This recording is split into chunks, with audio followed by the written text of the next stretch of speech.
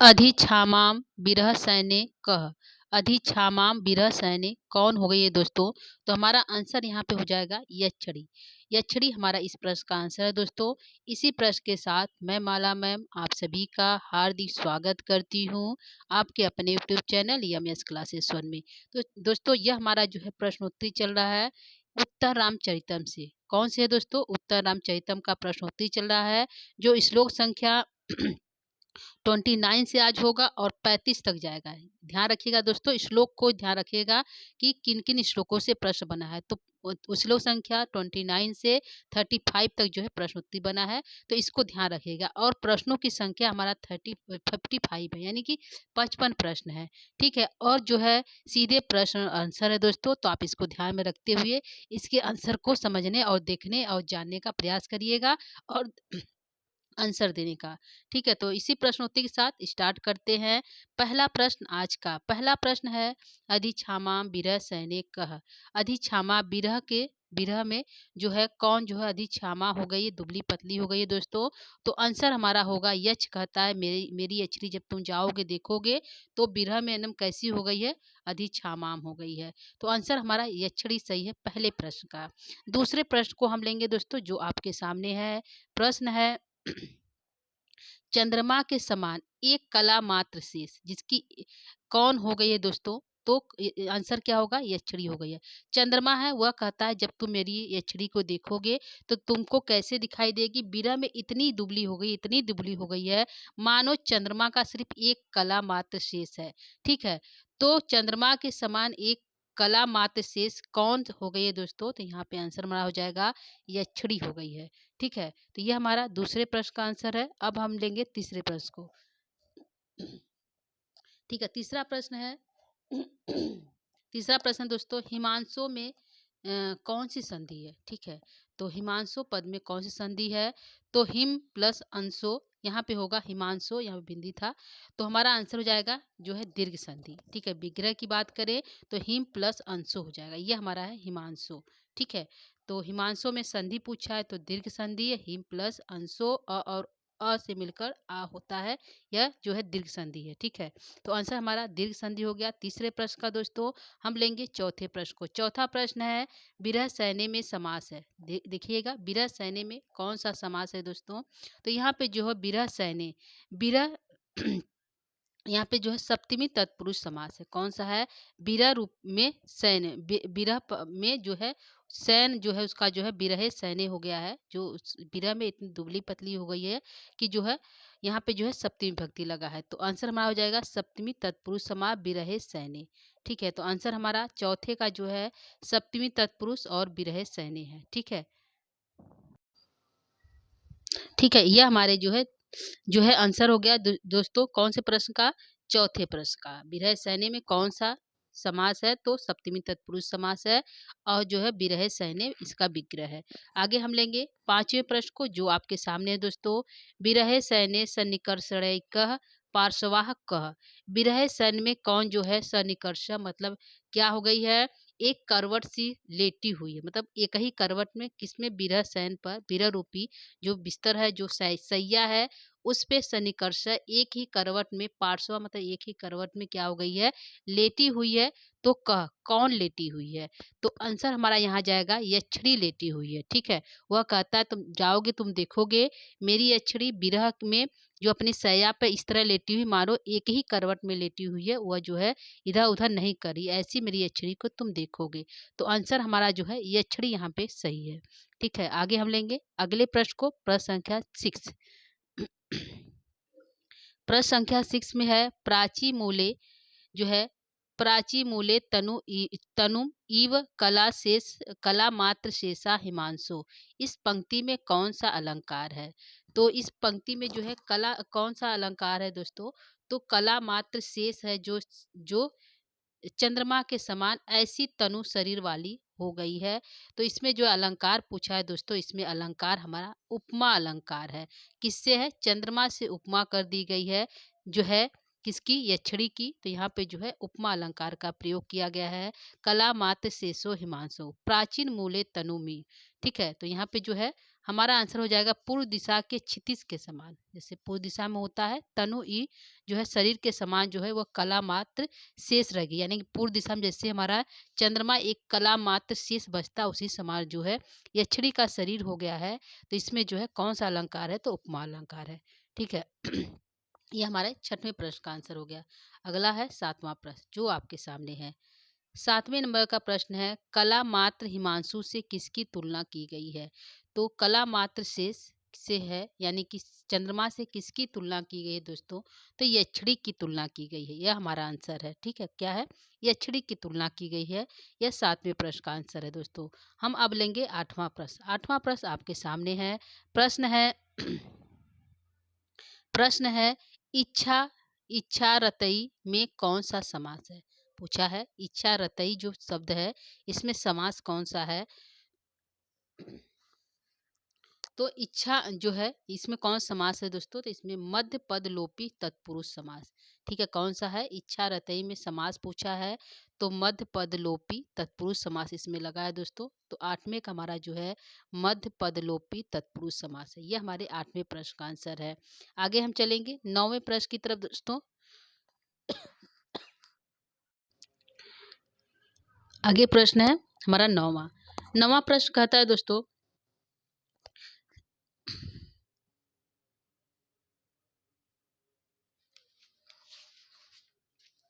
नवा प्रश्न है दोस्तों कि साभ्रे अहनीव स्थल कमलिनम न प्रबद्धाम न सुप्ताम। यहाँ पूछा है कि अब्रे ये अवग्रह है दोस्तों, ध्यान रखिएगा।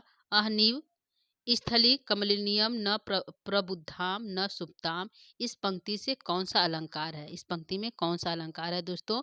तो इसमें जो है वह जो है किसके समान नहीं सो पाती है, न न न प्रबुद्धाम न सुप्ताम, न तो सो पाती है न तो जग पाती है। ठीक है, सुप्ताम मतलब सोना, प्रबुद्धाम मतलब जगना। तो न तो वह सो पाती है न तो वह जग पाती। कौन दोस्तों, यक्षिणी। किसके समान, साभ्रे अहनीव, दिन में जो है जब चंद्रमा स्थल कमलिनी जो चंद्रमा जो है बादल के सा आभ्रे मतलब बादल के आ जाने पर, सा आभ्रे से यक्ष का मेघ का बोध रहा है दोस्तों। तो मेघ के तुम्हारे आ जाने पर वह जो कमलिनी है, कौन सी कमलिनी, स्थल की जो कमलिनी है वह क्या है अध खिला है, थोड़ी खिली है, थोड़ी जो है बंद है। इस प्रकार जो है यक्षिणी की जो है यहाँ पर तुलना की गई है। और यहाँ पे जो उपमा अलंकार है, क्या है, उपमा अलंकार। जिस प्रकार बादल के आ जाने पर दिन में यदि बादल आ जा रहा है तो कमलनी जिस प्रकार न तो खिल पाती है न तो बंद रहती, उसी कमलनी के समान जो है यक्षिणी भी न तो सो पा रही है न तो जग पा रही है। तो यहाँ पे उपमा अलंकार का प्रयोग किया गया है दोस्तों। तो आंसर हमारा उपमा अलंकार है। ठीक है, तो यह हमारा हो गया नौवें प्रश्न का आंसर। 10वां प्रश्न को लेंगे जो आपके सामने है। यहाँ पे है न प्रबुद्धाम न सुप्ताम से किसका बोध हो रहा है। तो न प्रबुद्धाम न सुप्ताम से यहाँ पे यक्षिणी का बोध हो रहा है। यक्ष कहता है कि वह जो मेरी यक्षिणी है वह न तो जग पा रही है न तो सो पा रही है। क्यों, क्योंकि विरह के कारण, विरह में इतनी सूख गई है कि वो मेरे यादों में न तो सो पा रही है न तो जाग पा रही है। जिस प्रकार कमलिनी दिन में मेघ के आ जाने पर, सूर्य के न दिखाई देने पर कमलिनी नहीं खिलती है, उसी प्रकार मेरे न रहने पर वह जो मेरी यक्षिणी है न तो वह जग पा रही है न तो सो पा रही है। तो इससे जो है किसका बोध हो रहा है, तो यक्षिणी का बोध हो रहा है। ठीक है, 10वें प्रश्न का हमारा यक्षिणी सही है। ठीक है, हम लेंगे अगला प्रश्न, प्रश्न नंबर 11। प्रश्न है साभ्रे अहनीव स्थली कमलिनी न प्रबुद्धाम न सुप्ताम, इसमें सुक्ति, यह सुक्ति कहाँ से ली गई है, यह आंसर होगा यह सुक्ति कहाँ से ली गई है दोस्तों। तो यह सुक्ति जो है हमारा मेघदूत का है, लेकिन मेघदूत में किससे, उत्तर मेघ से है। और इसमें होगा उत्तर मेघ से कौन से, पहले का कि बाद है, तो उत्तर मेघ के उत्तर भाग से लिया गया है। यह भी प्रश्न हो सकता है। ये तो हमारी सुक्ति है, लेकिन यह सुक्ति कहाँ से ली गई है, तो मेघदूतम से, उत्तर मेघ से ली गई है, लेकिन उत्तर मेघ के अंतिम वाले श्लोक से ली गई है। यानी श्लोक संख्या जो हमारा यहाँ पे है ठीक है, यहाँ पे जो हमारा श्लोक संख्या दोस्तों 30 से है, तो अंतिम वाले भाग से ली गई दोस्तों।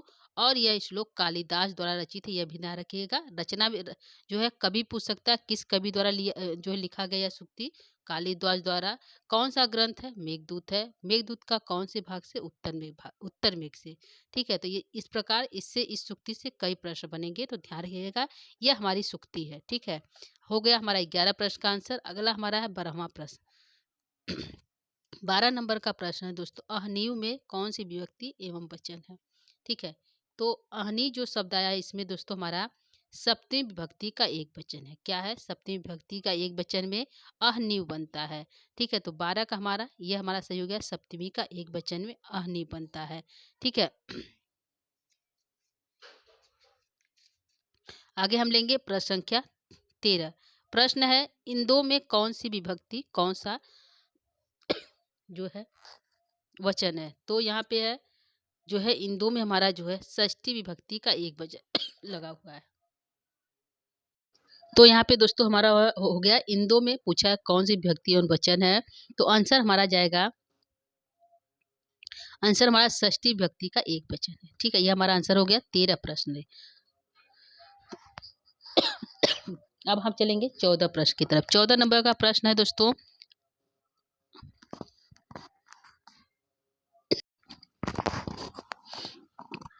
अगला हमारा प्रश्न है प्रश्न संख्या 14 है दोस्तों। प्रश्न है कि अभिमुखम में कौन सा समास है? ठीक है, प्रश्न क्या कर रहा है दोस्तों, अभिमुखम में कौन सा समास है दोस्तों? तो यहाँ पे अभिमुखम में अभि उपसर्ग लगा हुआ है और इसमें अव्ययी भाव समास है। उपसर्ग जिसमें लगा होता है, जिन शब्दों में उपसर्ग युक्त जो शब्द होते हैं अव्ययी भाव समास के अंतर्गत आते हैं। इसका विग्रह होगा मुखम प्रति इति। ठीक है, क्या है? मुखम प्रति इति जो है अभिमुखम। ठीक है, यह शब्द बना और समास पूछा है तो अव्ययी भाव समास होता है। ठीक है, यह जो अभिमुखम शब्द है यह नपुंसक लिंग में है, क्योंकि जो है अव्यय पद होता है और नपुंसक लिंग में होता है। ठीक है, तो हमारा आंसर जो है अव्ययभाव समास होगा अव्यय जो है अभिमुखम में। यह हमारे 14 प्रश्न का आंसर। आगे हम लेंगे 15 नंबर प्रश्न। 15 नंबर प्रश्न है समनिवृत्तम पद में जो है प्रत्यय है। तो समनिवृत्तम जो है कौन सा शब्द इसमें प्रकृति प्रत्यय है दोस्तों? तो इसमें सम और नि दो उपसर्ग लगा हुआ है। क्या है? सम और नि दो उपसर्ग लगा हुआ है और वृत्त धातु लगा हुआ। क्या है? वृत्त धातु लगा हुआ है और क्यत प्रत्यय लगकर हमारा बना है समवृत्तम। ठीक है, वृत्त धातु क्यत प्रत्यय लगकर हमारा बना है समनिवृत्तम। तो इसमें पूछा प्रकृति प्रत्यय क्या है? सम और निउपसर्ग पूर्वक वृत्त धातु से क्यत प्रत्यय लगकर शब्द बना है समनिवृत्तम। ठीक है, तो ये हमारा हो गया सही, समनिवृत्त क्यत। यदि सिर्फ प्रत्यय की बात करता तो क्यत प्रत्यय। ठीक, उपसर्ग की बात करता दो उपसर्ग है सम और नी। ठीक है दोस्तों, तो ध्यान रखिएगा, यह हमारा 15 प्रश्न का आंसर है। सम और नी जो दो उपसर्ग लगा हुआ है। ठीक है, और क्यत प्रत्यय लगा हुआ है। अगला जो है प्रश्न है हमारा 16 है। 16 नंबर का प्रश्न कहता है पच्छम शब्द का क्या अर्थ है? तो पच्छम जो शब्द का अर्थ है, पच्छम शब्द का अर्थ है पलके। वह जो यक्षरी है अपने जो है रोने से क्या हो रहा है, उसके जो है पच्छमम जो पलके हैं वो क्या हो रही है, जो है खुल और बंद रही हैं। तो यहाँ पे पच्छमम शब्द का अर्थ पूछा है तो पलके हो गया। ये हमारा 16 नंबर प्रश्न का आंसर है। आगे हम चलेंगे 17 नंबर प्रश्न की तरफ। 17 नंबर प्रश्न है दोस्तों, स्थल कमलिनी से किसकी तुलना की गई है? जो स्थल रूपी जो कमलिनी है उससे किसकी तुलना की गई है दोस्तों? तो इससे जो है यक्षिणी की तुलना की गई। किससे? यक्षिणी की तुलना की गई है। स्थल के कमल के समान जो है क्या है, यक्षिणी भी है। ठीक है, जिस प्रकार कमलिनी नहीं खिल पाती है बादल के रहने पर, उसी प्रकार यक्षिणी जो है यक्ष के न रहने पर वह भी जो है इसी प्रकार जो है दुखी और विरही है। ठीक है, तो आंसर हमारा यक्षिणी हो जाएगा। आगे लेंगे प्रश्न संख्या 18 को लेंगे दोस्तों। झरोखे के मार्ग से अमृत के समान शीतल कौन जो है शीतलता प्रदान कौन जो है प्रवेश कर रहा है? तो क्या पूछा है? झरोखों के माध्यम से अमृत के समान यानी चंद्रमा के जो किरणें हैं कौन प्रवेश कर रहा है दोस्तों? तो यहाँ पे जो हमारा आंसर होगा चंद्रमा की किरणें। क्या है? चंद्रमा की किरणें जो है झरोखों के माध्यम से जो है हमारे घर में क्या करेगी, प्रवेश करेगी। तो यहाँ पे पूछा है कि अमृत के समान कौन है दोस्तों? तो चंद्रमा की किरणें, चंद्रमा और उसकी किरणें। तो हमारा आंसर हो जाएगा चंद्रमा और उसकी किरणें। अगला प्रश्न प्रश्न संख्या 19 है। परुषम शब्द का अर्थ है। तो परुषम शब्द का अर्थ जो दोस्तों यहाँ पे कठोर है। यह परीक्षा में कई बार पूछा गया है दोस्तों। परुषम शब्द का क्या अर्थ होता है, ध्यान रखिएगा, यह पूछा गया प्रश्न है। ठीक है, तो परुषम जो शब्द का अर्थ होता है कठोर होता है। ठीक है, यह हमारा हो गया 19 प्रश्न का आंसर। अगला प्रश्न है 20 नंबर का। 20 नंबर का प्रश्न है उपनमेतम। ठीक है, उपनमेत में प्रकृति प्रत्यय क्या है? तो यहाँ पे जो प्रकृति प्रत्यय है, उप और नम दो उपसर्ग लगा जो है, यहाँ पे उप उपसर्ग के साथ नम धातु लगा हुआ है। क्या है? उप उपसर्ग है और नम धातु के साथ जो हमारा बना है, जो है लगा हुआ। और इसमें पूछा है कि इसमें प्रकृति प्रत्यय क्या है, तो इसमें विधि लिंग लकार प्रथम पुरुष के एक वचन में बनता है उपनमित। ठीक है, पूछेगा उपनमित जो है में कौन सी व्यक्ति कौन सा वचन है, तो यह विधि लिंग के प्रथम पुरुष का एक वचन में बनता है उपनमित। और इसमें पूछा उपसर्ग और धातु क्या लगा हुआ है, तो उप उपसर्ग और नम धातु का प्रयोग किया गया है। ठीक है, तो ये हमारा आंसर हो गया उपनमित में जो है प्रकृति प्रत्यय। ठीक है, ये तो हमारा हो गया 20 प्रश्न का आंसर। अब हम चलेंगे 21 प्रश्न की तरफ। 21 नंबर का प्रश्न है दोस्तों, मत संभोग में कौन सा समास है? ठीक है, मत संभोगम में कौन सा समास है दोस्तों, तो यहाँ पे होगा षष्ठी तत्पुरुष समास। ठीक है, तो मत संभोगम शब्द से किसका बोध हो रहा है दोस्तों, तो यहाँ पे यक्ष का बोध हो रहा है। यक्ष का रहा मेरे संभोग, मेरी इच्छा कर रही है। कौन? यक्षरी जो है मेरे साथ जो है संभोग करना चाहती है, मेरी इच्छा कर रही है। तो यहाँ पे मत मत संभोग शब्द से किसका बोध होगा, ये भी पूछ सकता है, तो यक्ष का बोध हो रहा है, ध्यान रखिएगा। ठीक है, समास की बात कहा तो इसमें षष्ठी तत्पुरुष समास लगा हुआ। ठीक है, ये हमारा 21 प्रश्न का आंसर है। अगला हमारा है 22 नंबर का प्रश्न है स्व जो है यहाँ पे है कि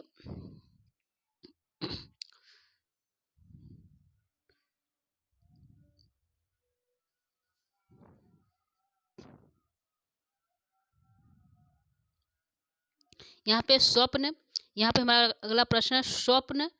स्वप्न जो जो जो अपी, ठीक है, क्या है?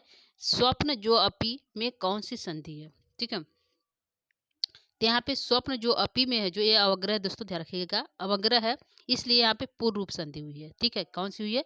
पूर्व रूप संधि हुई है। यदि विग्रह करेंगे जो है स्वप्न जो है स्वप्न ज्यो ज्यो प्लस अपी, तो यहाँ पे जो है पूर्व रूप संधि हुई है। ठीक है, अवग्रह है, स्वप्न प्रयोग जो अपी में कौन सी संधि है, तो पूर्व रूप संधि का प्रयोग किया गया है। यह हमारे 22 प्रश्न का आंसर है। अगला प्रश्न है प्रश्न संख्या 23 है, जो आपके सामने है दोस्तों। यहाँ पे प्रश्न नंबर जो है 23 का रहा दोस्तों, जो है विक्षिप्तिम में कौन सा प्रत्यय है? विक्षिप्त विक्षिपंती में कौन सा जो है प्रत्यय पूछा है दोस्तों, तो इसमें जो प्रत्यय है, तो सत्री और घी घी घी रख के जो हमारा जो है विक्षिपंतिम बना है। तो प्रत्यय सिर्फ पूछा है कौन सा है, तो दो प्रत्यय लगा हमारा, एक हमारा जो है सत्री प्रत्यय लगा है और एक हमारा घी घी प्रत्यय लगा हुआ है। ठीक है, यदि हम इसमें उपसर्ग की बात करते हैं तो बी उपसर्ग लगा हुआ है। कौन सा है? बी उपसर्ग के साथ छिप धातु का प्रयोग किया गया। क्या है? बी उपसर्ग लगा हुआ है प्लस छिप धातु लगा हुआ। क्या है? छिप धातु यहाँ पे है। बी और छिप धातु के साथ सत्री और घी प्रत्यय लगकर हमारा बना है वृक्षिपंतिम। ठीक है, तो इसमें प्रत्यय पूछा तो सत्री और घी लगा है। यह हमारे 23 प्रश्न का आंसर है। आगे हम चलेंगे 24 प्रश्न की तरफ। 24 नंबर प्रश्न है दोस्तों, जो आपके सामने है। इसको देखिए, कौन सा स्नान करने पर यक्षरी के अलके कठोर हो गए हैं? यक्ष कहता है मेरी पत्नी जो है विरह अवस्था में जब से मैं आया हूँ, वह तब से क्या जो है शुद्ध स्नान कर रही है। क्या कर रही है? शुद्ध स्नान कर रही है, जिससे उसके जो अलके हैं, जो बाल है, वह क्या हो गए हैं? कठोर हो गए हैं। ठीक है, तो प्रश्न पूछा है कौन सा स्नान करने पर यक्षरी के अलके यानी बाल जो है कठोर हो गए हैं दोस्तों, तो शुद्ध स्नान। शुद्ध स्नान क्या होता है दोस्तों? शुद्ध स्नान वह होता है जो न तो उसमें शैम्पू लगती है, न तेल लगता है, न जो है साबुन लगता है, यानी कि सिर्फ पानी से स्नान किया जाता है, बाल को नहीं धोया जाता है। ठीक है, पानी द्वारा डाल दिया, उस पर कोई शैम्पू या साबुन का प्रयोग नहीं किया जाता है, उसी को हम शुद्ध स्नान कहते हैं। यक्ष कहता है मेरी यछरी जब से गई है, जब से मैं यहाँ पर आया हूँ, तब से मेरी यछरी क्या की, अपने बालों को धोई नहीं है, जिसके कारण उसके जो अलके हो क्या हो गए, कठोर हो गए होंगे।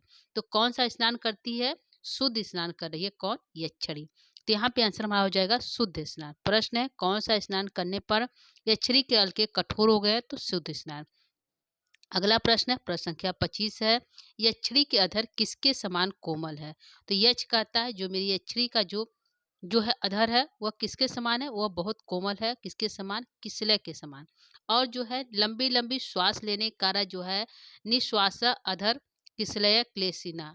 यहाँ पे लंबी लंबी जो है श्वास छोड़ना और लेने के कारण जो मेरी यक्षरी का जो अधर है वह कैसा हो गया है, क्लेशित हो गया है, काला पड़ गया है। ठीक है, कैसा हो गया दोस्तों, क्लेशित हो गया। उसी प्रकार जिस प्रकार यदि हम किसी किसलय पर अपने जो है निश्वास को छोड़ेंगे तो वो मुरझा जाएगा, उसी प्रकार मेरी जो एछड़ी का जो अधर है वह किसलय के समान है, जिससे निश्वास पड़ने पर वह किसलय के समान ही क्या हो गई है, क्लेशित हो गई है, सूख गई है, मुरझा गई है। तो यहाँ पूछा है एछड़ी के अधर किसके समान कोमल है दोस्तों, तो किसलय के पत्ते के समान। ठीक है, वह भी जो है उसके निश्वास लेने पर वह क्या हो गया है, क्लेशित हो गई है, जो है काली पड़ गई है, सूख गई है। ठीक है, मुरझा गई, इस प्रकार के हमारा आंसर होगा। तो किसके समान, किसले पत्तों के समान। 25 प्रश्न का आंसर है। आगे हम चलेंगे 26 प्रश्न की तरफ। 26 है, यक्षरी स्वप्न में किसके संभोग की इच्छा चाहती है। तो वह चाहती है कि उसको नींद आए। तो नींद क्यों नहीं आ रही दोस्तों, नयन सलिलो, उनके आंखों में आंसू है, जिससे उत्पीड़ित है, दुखी है और उससे नींद नहीं आ रही है। तो वह क्या चाहती है, न कि यदि वो नींद आएगी तब मत संभोग जो है उसका संभोग होगा किसके साथ, यक्ष के साथ। यहाँ पे है यक्षरी स्वप्न में किसके संभोग की इच्छा चाहती है, तो वह जो है यक्ष की, किसके, यक्ष की।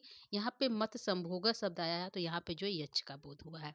ठीक है, तो यहाँ पे आंसर हो जाएगा यक्ष, हमारा आंसर हो जाएगा 26 नंबर प्रश्न का। आगे हम चलेंगे 27 नंबर प्रश्न की तरफ। 27 नंबर का प्रश्न है, यक्षिणी की आंखों की नींद किस कारण से समाप्त हो गई है। तो उसके आंखों में आंसू जो है, नींद क्यों नहीं आ रहा है दोस्तों, क्योंकि उसके आंखों में क्या है, नैन सलिलम उत्पीड़न, पानी से क्या है, पानी भरा हुआ है, जिससे वह उत्पीड़ित है, दुखी है।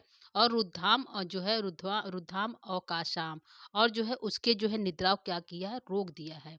ठीक है, तो वो कहता है कि यक्षिणी की जो आंखों की नींद है वह आंसू के कारण जो है नहीं आ रहे हैं, अवरुद्ध हो गए हैं, रुक गए हैं। ठीक है, क्या, नींद। तो किस कारण से नींद रुक गए हैं, तो आंसू के कारण, यानी कि नैन में सलील के कारण, नैन में आंखों में पानी होने के कारण जो है उसके नींद रुक गए हैं, समाप्त हो गए हैं। ये हमारा आंसर हो जाएगा आंसू के कारण। ठीक है, तो 27 नंबर का प्रश्न हमारा हो गया आंसू के कारण। आगे चलेंगे हम 28 नंबर प्रश्न की तरफ।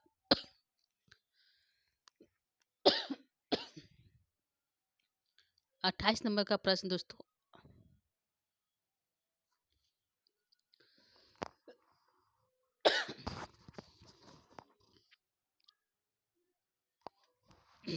28 नंबर का प्रश्न है आपके सामने।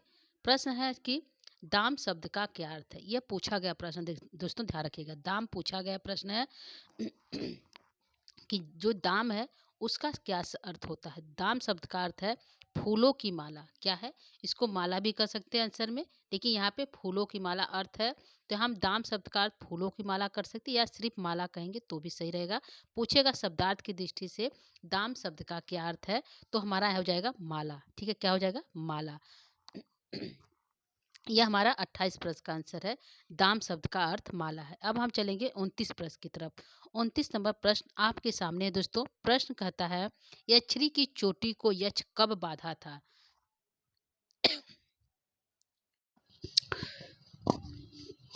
यक्ष कहता है कि जब तुम वहां जाओगे, मेघ से कहता है जब तुम जाओगे मेरी यक्षिणी को क्या देखोगे, वह बिरे में उसकी एक ही चोटी बंधी हुई है। तो एक चोटी वाली कौन है दोस्तों, तो यक्षिणी है। तो यहाँ पे यक्ष कहता है यक्षिणी की चोटी को यक्ष कब बांधा था, यह प्रश्न है। तो यह कब बांधा है दोस्तों, बिरह के प्रथम दिन, जिस दिन यक्ष जो है श्राप के कारण रामगिरी पर्वत पे आता है, उसी दिन जो है अपनी यक्षिणी की चोटी को बांधता है, बाल को बांधता है। ठीक है, यह जो है बात कही गई है दोस्तों शास्त्रों में, कि यदि कोई विरही, कोई किसी का पति यदि विदेश जा रहा है, जो है दूर है उससे, तो उसके बालों को बांध कर जाता था। जब वो वापस आता था तभी उसके बालों को खोलता था। तो यहाँ पर भी इस ग्रंथ में भी यक्ष ने क्या किया, जो है यक्षिणी की चोटी को बांध कर गया हुआ है। जब वो 1 साल वापस आएगा तब उस चोटी को खोलेगा। तो यहाँ पे जो प्रश्न है कि यक्षिणी को चोटी को कब बांधा था, तो विरह के प्रथम दिन, जिस दिन उसको विरह हुआ था, उसको जाना था, उसके पहले ही दिन उसने क्या किया, अपनी यक्षिणी की चोटी को बांध दिया था। तो कब बांधा था, विरह प्रथम दिवस से बांधा था। यह हमारा 29 प्रश्न का आंसर है दोस्तों। जो श्लोक संख्या हमारा जो है हमारा जो श्लोक संख्या हो जाएगा हमारा जो है यहाँ पे कि जो है 31-32 में यह जो हमारा आंसर चलेगा 31, ठीक है 32 में चल रहा है, तो यहाँ पे हम देखेंगे, ठीक है। तो यहाँ पे हो गया, ये हमारा 29 प्रश्न का आंसर हो गया। आगे हम चलेंगे 30 प्रश्न की तरफ। 30 नंबर का प्रश्न है जो कह रहा है, यक्षिणी अपनी चोटी से पुष्पमाला को कब त्याग दी थी। तो जो पुष्प लगाई थी दाम हित्वा, दाम को हटा दी, सीखा दाम हित्वा, जो बाल में सीखा मतलब होता है बाल, ठीक है। ये भी ध्यान रखिएगा, इस ये भी पूछ सकता है शब्दार्थ की दृष्टि से, सीखा शब्द का क्या अर्थ होता है दोस्तों। तो सीखा शब्द का अर्थ यहाँ पे बाल होता है, ठीक है। तो यक्षिणी ने क्या किया था, विरह दिवस आद्य बध्या, जो है सबसे पहले जो बधा हुआ बाल था, बांधा गया बाल था, विरह दिवस से विरह के प्रथम दिवस, या शिखा दाम हित्वा, या जो है शिखा मतलब बाल से, दाम मतलब फूलों की माला को, हित्वा मतलब हटा दिया था, कौन, यक्षिणी। तो यहाँ पे यक्षिणी अपनी चोटी से पुष्पमाला को कब त्याग दी थी, तो यह भी क्या की थी, प्रथम विरह विरह प्रथम दिवस से, क्या कब क्या, विरह प्रथम दिवस से जो है वह जो है पुष्पों की माला को जो है हित्वा त्याग दी थी। तो आंसर हो जाएगा कब त्यागी थी, तो विरह के प्रथम दिन त्यागी थी। यह हमारे जो है 30 नंबर प्रश्न का आंसर है। आगे हमारा 31 प्रश्न है दोस्तों, यक्षिणी की चोटी जो यक्ष बांध कर आया था उसको कब खोली जाएगी। यक्षिणी की चोटी कब यक्ष आकर खोलेगा दोस्तों, तो यहाँ पे हमारा आंसर है साप के अंत में यक्ष द्वारा खोला जाएगा। यक्षिणी की चोटी कब खोली जाएगी, तो साप के अंत में, जिस दिन साप का अंत होगा, यक्ष उसके घर अपने घर जाएगा, तब जाकर जो है यक्षिणी की चोटी खोली जाएगी। तो आंसर हमारा हो जाएगा साप के अंत में यक्ष के द्वारा, ठीक है। यक्षिणी की चोटी कब खोली जाएगी और किसके द्वारा दोस्तों, तो साप के अंत में यक्ष द्वारा खोली जाएगी। यह हमारा जो है 31 प्रश्न का आंसर है। आगे प्रश्न है, प्रश्न संख्या 32 है दोस्तों। 32 नंबर का प्रश्न है, असकृत पद में समास है। तो असकृत पद में हमारा जो समास हुआ है दोस्तों, तो नई तत्पुरुष समास हुआ है। कौन सा हुआ, नई तत्पुरुष समास हुआ है। इसका विग्रह करेंगे तो न प्लस सकृत, क्या हो जाएगा, न प्लस सकृत असकृत, ठीक है। और यहाँ पे समास हुआ है नई तत्पुरुष समास। तो असकृत में पूछ सकता है कौन सा समास, नई तत्पुरुष समास। अगला प्रश्न, प्रश्न संख्या 33 है दोस्तों। प्रश्न है, एक बेड़ी में समास है। तो एक बेड़ी वाली कौन है दोस्तों, तो ये छड़ी है, ठीक है। यहाँ पे एक बेड़ी में समास पूछा है, कौन सा है, तो एक बेड़ी में समास है एका बेड़ी ताम, एक बेड़ी वाली वह कौन, यक्षिणी। यहाँ पे कर्मधारय समास है, क्या है, कर्मधारय समास का प्रयोग किया गया जो है एक बेड़ी में, ठीक है। तो ये ध्यान रखिएगा, एक बेड़ी में पूछ सकता है समास क्या है, तो कर्मधारय समास, ठीक है। ये हमारा 33 नंबर प्रश्न का आंसर है। आगे चलेंगे 34 नंबर प्रश्न है, प्राय सर्वो भवती कस अंतरात्मा, जो है प्राय जो है जो लोगों की जो होती है क्या, अंतरात्मा, कैसी होती लोगों की अंतरात्मा, प्राय लोगों की अंतरात्मा कैसी होती है। तो यहाँ पे होगा करुणा वृत्ति, जो है प्राय जो है लोगों की अंतरात्मा करुणा वृत्ति वाला होता है। यानी कि यक्ष कहता है, हे मेघ जब तुम जाओगे, मेरी यक्षिणी की ऐसी दशा को देखोगे तो तुम क्या करोगे, अवश्य क्या करोगे, तुमको रुला देगी, क्या करेगी, तुमको आंसू छुड़वा देगी मेरी यक्षिणी। मोची इष्यति अवश्यम, अवश्य तुमको क्या करेगी, न जलम मयम, क्या है, तुम्हारे आंखों से क्या करेगी, आंसू छुड़वा देगी, कौन, मेरी यक्षिणी। तो यह जो है प्राय सर्वोभवती जो है कश अंतरात्मा, प्राय सभी लोगों की अंतरात्मा कैसी होती है, तो करुणा वृत्ति वाला होता है। यानी दूसरों की जो है दशा को देखकर जो है प्राय सभी लोग रो देते हैं। तो यहाँ पे जो है खाली जगह जो है यहाँ पे किससे है, तो करुणा वृत्ति वाले होता है। ये हमारा आंसर है, ठीक है। और जो है ये 34 प्रश्न का आंसर है। आगे हम चलेंगे 35 नंबर प्रश्न। यह 35 नंबर प्रश्न है दोस्तों। गात्रम पेशलम धारयंती कह। जो है गात्रम मतलब क्या होता है, शरीर को, पेशलम मतलब जो है सुंदर, जो है धारण करती है कौन दोस्तों, यक्षिणी। कौन है, यक्षिणी यहाँ पे है। जो है गात्रम मतलब शरीर को, पेशलम मतलब सुंदर शरीर को कौन धारण करती थी, तो यक्षिणी। कौन करा, यक्ष करा कि मेरी जो यक्षिणी थी, जो है सुंदर, जो है शरीर को क्या करती थी, धारण करती थी जब मैं था तब। तो यहाँ पे कौन धारण करती थी, यक्षिणी करती थी। यह हमारा जो है 35 नंबर प्रश्न का आंसर है। आगे प्रश्न है, प्रश्न संख्या 36 है दोस्तों। प्रश्न कहता है, किसने अपने आभूषण को त्याग दिया है, तो शाह सन्य संन्यस्ताम भरण अबलाम, जो है पेशलम धारयंती। किसने जो है अपने जो है आभूषण को त्याग दिया था, तो यक्षिणी। शाह मतलब वही स्त्री, जो है सात पद से यक्षिणी का बोध हो रहा है। तो यहाँ पे किसने छोड़ दिया जो है आभूषण को दोस्तों, खुद तो यक्षिणी ने। आंसर हो जाएगा यक्षिणी ने जो है अपने आभूषण को त्याग दिया। कब, जो है प्रथम दिवस से, किसके, विरह के प्रथम दिवस ही उसने अपने आभूषण को त्याग दिया था। यह हमारा जो है 36 नंबर प्रश्न का आंसर है। आगे हम चलेंगे 37 नंबर प्रश्न की तरफ, जो आपके सामने है। करुणावृत्ति अंतरात्मा कौन है, तो करुणावृत्ति अंतरात्मा से किसका बोध हुआ दोस्तों, तो यहाँ पे आंसर जो है मेघ का बोध हुआ। यहाँ पे जो है शब्द जो आया है, तुम जैसे करुणावृत्ति वाले जो लोग हो वह क्या करते हैं, दूसरे की सहायता अवश्य करती है। यह सुक्ति है दोस्तों, ध्यान रखिएगा। प्राय सर्वोभवती करुणावृत्तिम अंतरात्मा। प्राय सभी लोगों की वृत्ति कैसी होती है, करुणा वृत्ति होती है, तुम्हारी जैसा। तो यहाँ पे जो करुणा वृत्ति जो शब्द आया था वो किसके लिए आया था स्पेशल रूप से, तो मेघ के लिए आया है। आंसर हो जाएगा मेघ के लिए आया है। ठीक है। अगला प्रश्न है, प्रश्न संख्या 38 है कि नव जलमयम मुच इष्यंति अवश्यम कह। यह जो है नव जल को अवश्य छुड़वा देगी कौन, तो कह जो है कौन छुड़वा देगी दोस्तों, तो यक्षिणी। कौन है, नव जल मयम मोच इष्यंति अवश्यम कह। तो आंसर में आ जाएगा यक्षिणी। इसका आंसर होगा हिंदी में, नव जल, नए नए जल को कौन अवश्य छुड़ा देगी कौन दोस्तों, तो यक्षिणी जो है। आंसर हमारा यक्षिणी हो जाएगा 38 नंबर प्रश्न का। अगला प्रश्न है, प्रश्न संख्या 39 है दोस्तों। कह रहा है, प्रश्न है, मोचियस्ति अवश्यम पद में संधि पूछा है दोस्तों। तो यहाँ पे संधि हमारी हुई है यर संधि। कौन सी संधि हुआ है, यर संधि यहाँ पे हमारा हुआ है। इसका विग्रह करेंगे तो क्या हो जाएगा दोस्तों, मोच इष्यंति जो है इष्यसि अवश्यम। ठीक है, यहाँ पे मोच इष्यति अवश्यम हो जाएगा। ठीक है, यहाँ पे देखते हैं, हम फिर से कर देते हैं, मोच इष्यति प्लस अवश्यम, क्या हो जाएगा, अवश्यम। यह हमारा विग्रह हो जाएगा और यर संधि है। ई और अ से जो है यहाँ पे य को ई हुआ है दोस्तों, तो यहाँ पे हमारा जो है यर संधि हुआ। क्या हुआ है, यर संधि हुआ। यहाँ पे य को ई आदेश हो गया है। ठीक है, तो ध्यान रखिएगा, यहाँ पे यर संधि हुआ है। आगे हम चलेंगे प्रश्न संख्या 40 की तरफ। प्रश्न नंबर 40 है, एक ही करवट में किसको सोई हुई देखोगे। यश कहता है, जब तुम जाओगे तो मेरी जो यक्षिणी है वह क्या है, एक ही करवट में सोई हुई है। तो कौन सोई है दोस्तों, यक्षिणी।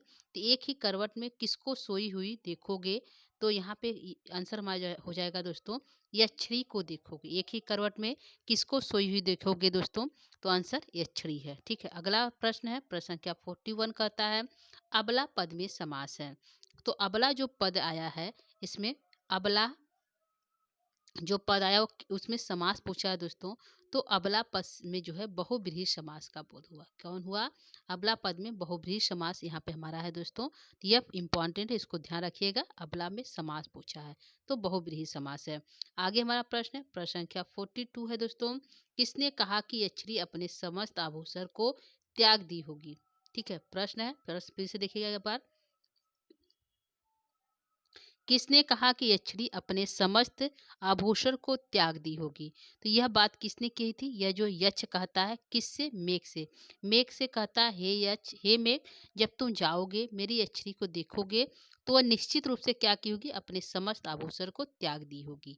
तो यह बात कौन कहता है? यक्ष कहता है। अगर पूछता किससे कहता है तो मेघ से कहता है। ठीक है, यह सभी बातें जो है यक्ष की कल्पना मात्र है। यहाँ पे आंसर में हो जाएगा यक्ष कहता है। ठीक है, आगे प्रश्न है, प्रश्न संख्या 43 है दोस्तों। यह प्रश्न है, जाने संख्यास्तव पद में किससे किसका बोध हो रहा है? तो यहाँ पे जो संख्यास्तव पद से बोध हो रहा है, यहाँ पे यक्षिणी का बोध हो रहा है। किसका बोध हो रहा है? इस पद से जो है, पूरे पद से जो है यक्षिणी का बोध हो रहा है। तुम अपने सखी को देखोगे, तो कौन सखी है दोस्तों? यक्षिणी है। तो जाने, तो जब तुम जाओगे सख्यास्तव, तो तुम अपनी सखी को देखोगे दोस्तों। तो यहाँ पे यदि पूछेगा जो है कौन दिखेगा, तो मेघ दिखेगा। तो यहाँ पे जो है, यहाँ पे पूछा है कि जो यहाँ पे सख्या शब्द आया है, इससे किसका, किसकी सखी है? तो मेघ की सखी। सख्या पद किसके लिए आया है? मेघ के लिए आया है दोस्तों। ठीक है, तो यहाँ पे हमारा ठीक है, तो हमारा यहाँ पे आंसर हो जाएगा दोस्तों यक्षिणी। ठीक है, आगे हम चलेंगे 44 प्रश्न की तरफ। 44 प्रश्न है, किसकी सखी यक्ष से बहुत प्रेम करती है? तो हमने कहा था यहाँ जो प्रश्न है, जाने सख्यास्तव, जो सख्यास्तव पद आया तो ये तो यक्षिणी के लिए आया है। लेकिन ये सख्या जो है, सखी जो शब्द आया है, सखी शब्द, सख्या जो शब्द किसके लिए आया है? तो किसकी सखी? तो मेघ की सखी। तो यहाँ जो सख्या पद बसाया वो मेघ के लिए आया है। तो यहाँ पे सख्या मेघ के लिए आया। पूछा है यहाँ प्रश्न, किसकी सखी यश से बहुत प्रेम करती है? ठीक है, तो यक्ष से बहुत प्रेम कौन करती है? तो जो है किसकी सखी यक्ष से बहुत प्रेम करती है? तो मेघ की सखी। कौन है? मेघ की सखी। स्वयं को जो है यक्ष अपने को सखा बताता है और अपनी पति को मेघ का सखी बताता है। ठीक है, तो तुम्हारी सखी, तो तुम्हारी सखी से किसका बोध हुआ? मेघ का। ठीक है, तो किसकी सखी से प्रेम करता है? तो मेघ की सखी से। आंसर हमारा, ये हमारा 44 का हो गया। अगला प्रश्न है 45 है, प्रेम में विरह के कारण यक्षिणी को तन्वी कौन कह रहा है? यक्ष कहता है कि मेरी जो यक्षिणी वह कैसी हो गई होगी? तन्वी मात्र हो गई होगी। किसके कारण? विरह के कारण। किसके कारण दोस्तों? विरह के कारण मेरी यक्षिणी का जो शरीर है वह तन्वी मात्र हो गया, बहुत दुबला पतला हो गया। तो यहाँ पे है विरह में, प्रेम में विरह के कारण यक्षिणी को तन्वी कौन कह रहा है दोस्तों? तो यक्ष कह रहा है। यह क्यों कह रहा है? वह प्रेम में विरह के कारण यह सभी बातें जो है मेघ से कह रहा है। तो कौन कह रहा है? यक्ष कह रहा है। यह हमारा 45 नंबर प्रश्न का आंसर है दोस्तों, कि प्रेम में विरह के कारण यक्षिणी को तन्वी किसने कहा? यक्ष ने कहा। कब, क्यों कहा? प्रेम में विरह के कारण। इतना प्रेम करता, उसमें इतना विरह है कि अपनी अचरी को जो है वो सोचता है कि मेरे प्रेम में वह जो है बहुत जो है तन्वी दुबली पतली हो गई होगी। तो यक्ष कहता है। ठीक है, अगला प्रश्न है, प्रश्न संख्या 46 है, संख्यास्तव में संधि पूछा है। तो यहाँ पे जो संधि हमारी हो गई है, संख्यास्तव में विसर्ग संधि का प्रयोग किया गया है। यदि हम इसका विग्रह करेंगे तो क्या हो जाएगा? संख्या, सख्या प्लस स्तव। सख्या प्लस तव है, यहाँ पे विसर्ग संधि का प्रयोग हुआ है। स दिखाई दे रहा है, यहाँ पे विसर्ग संधि का प्रयोग हुआ है। ठीक है, तो यहाँ पे जो है संख्या स्तव में संधि पूछा है तो विसर्ग संधि है दोस्तों, ध्यान रखिएगा। ठीक है, अगला प्रश्न है, प्रश्न संख्या 47, संभृत स्नेहम में समास पूछा है। संभृत स्नेहम में समास कौन सा दोस्तों? तो संभृत स्नेहम में जो समास है तो बहुव्रीहि समास है। क्या है? बहुब्रीहि समास है दोस्तों। विग्रह क्या है? संवृत्तः स्नेह यस्मिन, यह विग्रह है। संवृत्तम स्नेह यस्मिन जो है संवृत्त स्नेहम, बहुब्रीहि समास। ठीक है, यह हमारा 27 प्रश्न का आंसर है। ध्यान रखिएगा, यह प्रश्न में पूछ सकता है कौन सा समास है संवृत्त स्नेह में। अगला है, त्वयि आसन्ने नैन नैनम उपपरि स्पंदित शंक के मृग्याच्छया। यहाँ पे जो है पूछा है कि मृग्याच्छया जो शब्द आया है इससे किसका बोध हो रहा है? ठीक है, यह पूरी पंक्ति है। तो ये आसन्य, तुम्हारे आसीन होने पर, तुम्हारे जाने पर, जो नैन जो है आंखों में आंसू लिए अपनी पलकों को ऊपर किए, निश्चित रूप से मुझे शंका है कि जो मेरी मृगाच्छया है, जो मेरी यक्षिणी है, वो क्या करेगी? जो है रोने लगेगी। तो यह शब्द जो है मृगाच्छया जो शब्द आया है इससे किसका बोध हो रहा है? तो इससे जो है यक्षिणी का बोध हो रहा है। किससे हो रहा है? यक्षिणी का बोध हो रहा है। ध्यान रखिएगा, कि मृगाक्षया जो शब्द है उससे किसका बोध हुआ? यक्षिणी का। ठीक है। अगला प्रश्न है, प्रश्न संख्या 49 है दोस्तों।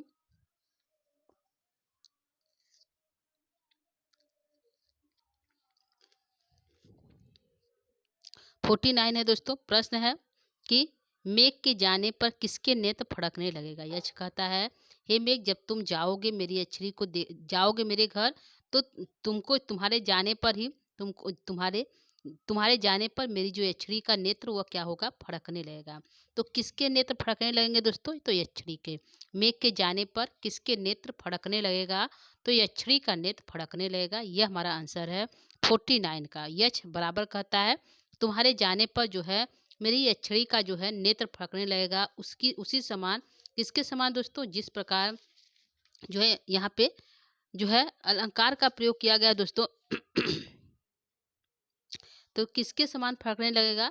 तो जो है मछली जो है, जिस प्रकार मछली के चलने से जो है कमल जो है नीले कमल हिलने लगते हैं, उसी के समान मेरी यक्षिणी का जो है नेत्र भी फड़कने लगेगा। तो यहाँ पे जो है यक्षिणी आया है 49 प्रश्न का।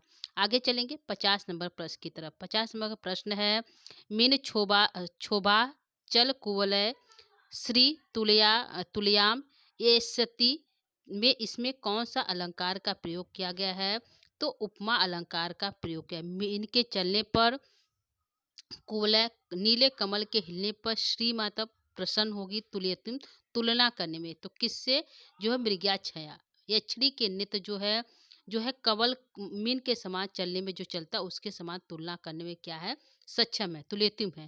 तो यहाँ पे जो है उपमा अलंकार का प्रयोग किया गया है। कौन सा अलंकार? उपमा अलंकार का प्रयोग किया गया है दोस्तों 50 नंबर प्रश्न में। अगला प्रश्न है 51 है दोस्तों। यहाँ देखिएगा, चंचल मीनाक्षी के नेत्रों से तुलना किसकी की गई है? तो किसकी की गई दोस्तों? तो अभी हमने बताया मृगाक्षया यानी यक्षिणी का है। आप संस्कृत में भी इसको लिख सकते हैं मृगाक्षया। यहाँ जो है मृगाक्षया से यक्षिणी का बोध हो रहा था, तो मृगाक्षया भी कर सकते हैं। तो चंचल मीनाक्षी के नेत्रों की से तुलना किसकी की गई है? तो मृगाक्षया की। ठीक है, यह हमारा आंसर है 51 प्रश्न का। आगे हमारा प्रश्न है 52 प्रश्न है। यह सभी जो प्रश्न अभी चल रहे हैं यह 35 श्लोक से है। अगला है, अंजन स्नेहम शून्यम। स्नेह अंजन मतलब काजल लगाने से जिसके नेत्र क्या हो जो सुन्न हो गए हैं। अंजन स्नेहम शून्यम, काजल लगाने के बिना जो सुन्न हुए हैं, क्या दोस्तों? किसकी विशेषता बता रहा है? तो नैनम का। क्या शून्य हो गया दोस्तों? नैनम शून्य हो गया। तो अंजन अंजन स्नेह शून्यम किम नैनम। ठीक है, अंजन के स्नेह से शून्य क्या है दोस्तों? तो नेत्र किसके? यक्षिणी के नेत्र कैसे हो गए हैं?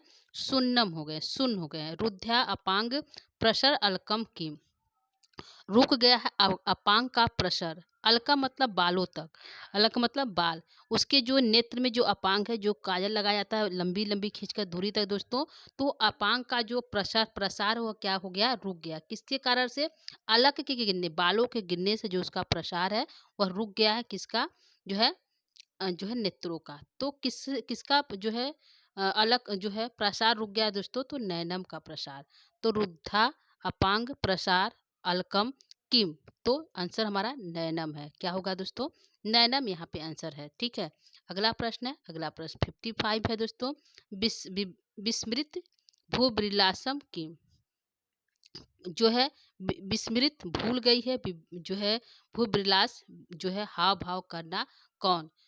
कौन जो है अपने हाव भाव को करना भूल गई है दोस्तों? तो यक्षिणी के नैनम, उसके नेत्र जो है हाव भाव को करना भूल गई है, क्योंकि यक्ष नहीं है। इसके कारण जो है उसके जो नेत्र हैं विस्मृत हो गए हैं, भूल गए हैं भूविलासम की हाव भाव को करना। तो कौन भूल गया दोस्तों? नैनम। आंसर नैनम होगा। ठीक है, अगला प्रश्न है, प्रश्न संख्या, यह हमारा लास्ट प्रश्न अंतिम है दोस्तों 55 का। यहाँ पे है यहाँ पे मधुना होगा। ठीक है, पूछा है मधुना में कौन सी विभक्ति एवं वचन है? तो मधुना कौन जो है, मधुना मतलब मधु का बोध हो रहा है। तो मधुना में कौन सी विभक्ति एवं वचन है दोस्तों? तो मधुना शब्द जो है षष्ठी विभक्ति का एक वचन है। क्या है? मधुना शब्द षष्ठी विभक्ति की एक वचन बनता है। यह हमारा आंसर है। ठीक है, तो हमने यहाँ पे दोस्तों कुल जो है 55 प्रश्न हमारे सॉल्व हुए। कितने हुए? 55 प्रश्नों को हमने यहाँ पे करवा दिया। जो श्लोक संख्या हमारा कहाँ से कहाँ तक था, 29 से और जो 35 तक हमने यहाँ पे प्रश्न कराया। आप श्लोक को ध्यान में रखकर देखिएगा और श्लोक बुक कर खोलकर इसको जो आंसर आप इसको देख सकते हैं कि जो है यहाँ पे प्रश्नोत्तरी कराया गया है दोस्तों।